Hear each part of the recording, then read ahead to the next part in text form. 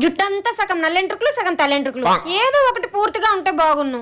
పాపం అమ్మగారు white hair తో చాలా ఇబ్బంది పడుతున్నారు. అయినా సీత పెట్టే టెన్షన్స్ వల్లే నాకు ఈ వైట్ హెయిర్ వస్తుంది.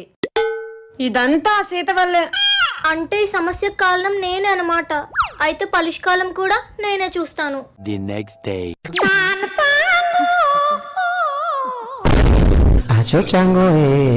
అమ్మో నా జుట్టు.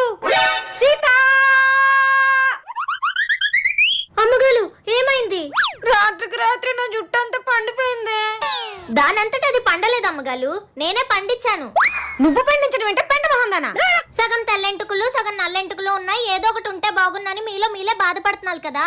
అందుకే నిన్న మీరు లాతి పడుకున్న టైం చూసి పెయింట్ వేస్తాను.